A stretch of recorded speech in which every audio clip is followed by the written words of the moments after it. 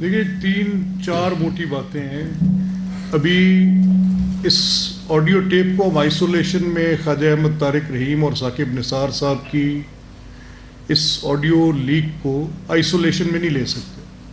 یہ dots connect کر رہے ہیں. ایک چند روز قبل خواجہ صاحب کی اہلیہ، ان کی چیف جسٹس صاحب کی مدر ان لا کے ساتھ بات چیت، اس میں یہ کہنا کہ جسٹس منیب کے ساتھ ان کی میسیجنگ شیئر ہوئی اور جس میں انہوں نے ان کو ایک وہ نشان بھیجا کہ زبان دانتوں میں لیں اور یعنی خاموش رہیں. یہ بہت بڑا الزام ہے. یا تو یہ خاتون محترمہ جو کہ اس وکیل کی بیوی ہیں جنہوں نے اس بل کے خلاف سپریم کورٹ میں پٹیشن ڈالی، یہ کہہ کر کہ اس کے لیے آئینی ترمیم کی ضرورت ہوگی، حالانکہ یہ ان کو پتہ ہے بڑی اچھی طرح سے کہ یہ تو ایک پروسیجرل میٹر ہے. 184(3) کی اس آئینی حیثیت کے متعلق تو قانون سازی تھی نہیں.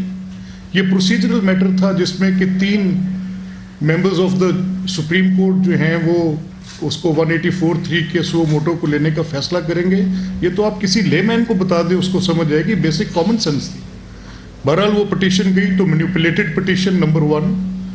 اسی پٹیشن کے متعلق وہ کہہ رہے ہیں اپنی اس ٹاک میں جو ان کی بات چیت ثاقب نثار صاحب کے ساتھ ہو رہی ہے، اور اس میں ایک ججمنٹ کا حوالہ دے رہے ہیں کیونکہ ان کو پتہ ہے کہ پارلیمنٹ کی پروسیڈنگ کو اس طرح سے سٹال نہیں کیا جا سکتا. تو وہ جو پیرا 7 اس PLD میں رپورٹڈ ججمنٹ کا جس کا ذکر کر رہے ہیں کہ اس پیرا کا جو 7 ممبر ججمنٹ ہے وہ صرف وہ رستہ ہے کہ جب پارلیمنٹ کے اندر کوئی پروسیڈنگز ہو رہی ہوں تو کس وقت کورٹ اس میں مداخلت کر سکتے ہیں. تو یہ آرکسٹریٹڈ ہے. سو اس کے آتھر آج بھی ثاقب نثار صاحب ہیں. ٹول اس کے جو استعمال ہو رہے ہیں وہ خواجہ احمد طارق رحیم بطور وکیل اور عدالت کے وہ 3 ممبر جو ان کی زوجہ محترمہ کے ذریعے جو کہ ان کی مدر ان لا کے ساتھ بات کرتے ہوئے یہ ساری چیز ایکسپوز ہوگی. تو یا تو یہ اسکینڈلائز کیا جا رہا ہے سپریم کورٹ کو، تو ان 2 افراد کے خلاف جس میں ثاقب نثار صاحب کا چیف جسٹس ہے، جس میں احمد طارق رحیم سپریم کورٹ کے وکیل ہیں، اس پہ سو موٹو نوٹس اب لینا بنتا ہے کہ بتائیں بھائی جو سپریم کورٹ کا کوڈ آف کنڈکٹ ہے ججز کا، اس کا آرٹیکل 3-4 میں نے آپ کے سامنے 2 روز پہلے پڑھا کہ فرینڈز اینڈ فیملی، کہ وہ آپ کے فیصلوں میں جن مقدمات میں ان کا کوئی تعلق یا انٹرسٹ ہوگا، تو میں تو نہیں بات کر سکتا کسی جج صاحبہ کی کسی خوش دامن کے ساتھ یا ساس کے ساتھ، میرا تو کوئی رابطہ نہیں ہے. تو جو ٹیلی فونکلی آپس میں بات چیت کر سکتے ہیں رابطہ وہی ہوا نا.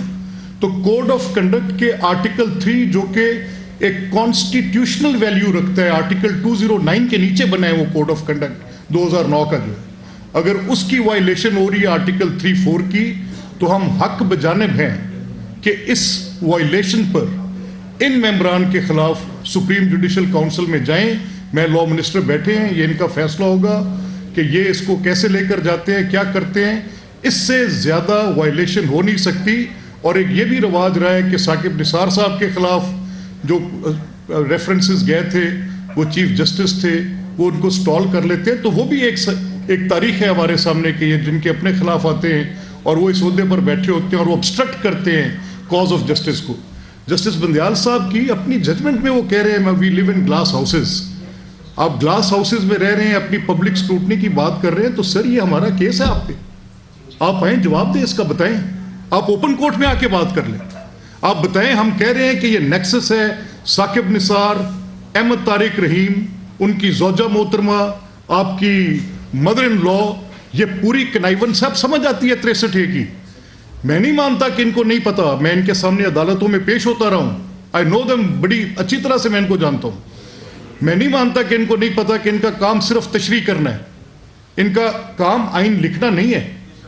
اب اگر یہ آئین لکھنے پہ چلے گئے 63 کے معاملے میں، جو کہ پنجاب اسمبلی والا معاملہ تھا کہ ووٹ ڈالے تو جائیں گے، گنے نہیں جائیں گے، اور اس کو آئین لکھنے کی بات کرنا، تو یہ پارلیمان کو، میں نے ابھی آج وزیر قانون سے یہ درخواست کی ہے کہ آپ ایک اجلاس طلب کریں اور اس میں ان کا جو حق ہے آئین کے تشریح کرنے کا اس کو تسلیم کرتے ہوئے ان کی آئین میں کی ترمیم کے اوپر بھی آپ قانون سازی کریں. اور یہ کرنی بنتی ہے. It is by all reasons of prudence ये करनी बनती है, इसमें कोई दो राय हो नहीं सकती। चौथी बात जो मैं आपसे कहना चाह रहा हूं, कंटेम्प्ट ऑफ कोर्ट। कैसे करेंगे कंटेम्प्ट ऑफ कोर्ट? अब ये कौन सी कंटेम्प्ट ऑफ कोर्ट है जिसमें पता चल गया कि साकिब निसार ये कह रहे हैं कि तौहीन अदालत, वो तौहीन अदालत जब कही गई थी, तौहीन अदालत में जब सजाएं दी, हमने देखी किस तरह से पॉलिटिकल वर्कर्स को सजाएं दी गई तौहीन अदालत में। अब ये एक ऐसी बात है जिस पे मेरा मुसम्मम यकीन है कि ये अगर बात वो इवेंट्स इसके अगेंस्ट हो रहे होते तो हम बात ना करते। अ पर्सन कैन लाई, मैं आपसे झूठ बोल लूंगा, कोई और झूठ बोल लेगा, अपने तमे नफसी के तहत, अपने मुफाद की खातिर, अपने सियासी नजरिए की खातिर आप जो बात करेंगे उससे आपका इत्तफाक हो सकता है, नहीं हो सकता, लेकिन इवेंट्स डोंट लाई। वाकयात झूठ नहीं बोलते। क्या ये वाकया नहीं कि 63 रीराइट किया गया? क्या ये वाकया नहीं कि सुप्रीम कोर्ट के अंदर वो मामलात जो सियासी मामलात थे, एक नहीं पूरी फहरिस्त है उनकी, उनको वहां पर तय करने की कोशिश की गई? क्या ये वाकया नहीं कि कोड ऑफ कंडक्ट की सरीहन आर्टिकल 3 और 4 की वायलेशन की गई? क्या ये वाकया नहीं कि सुप्रीम जुडिशल काउंसिल में दायर किए गए रेफरेंस में एक मोअज़्ज़िज़ जज साहब के ऊपर बड़ी करप्शन के इल्जामात लगे, उनके नेटिव टाउन में उनकी प्रॉपर्टीज, सेंट जॉन्स पार्क महंगी तरीन जगह है यहाँ पर, ये लाहौर फोर्ट्रेस के सामने, उनमें उनकी करोड़ों रुपए की बनती उस बंगलाओ के ऊपर उनके ऊपर इल्जाम लगा कि कहां से आए, and you make him sit on the same bench and tell के मैं पैगाम दे रहा हूं ये टैक्स मैटर है। और वही मैटर उसी तरह का जिसमें करप्शन के इल्जामात नहीं थे, नॉन डिस्क्लोजर की बात थी, उस पर आपने कह दिया कि ये टैक्स मैटर्स हैं एज फार एज ये जो अपना जस्टिस मुजाहिर अकबर नकवी के, और उसी तरह की बात पर आप काजी फाइज ईसा साहब के जस्टिस के मामले में कहते हैं कि ये सुप्रीम जुडिशल काउंसिल में केस चलेगा। क्या ये दोहरी बिल्कुल एक डिफरेंट लेंस नहीं है टू सी द मैटर? मेरी ये दरख्वास्त है कि ये छोटी बातें नहीं है।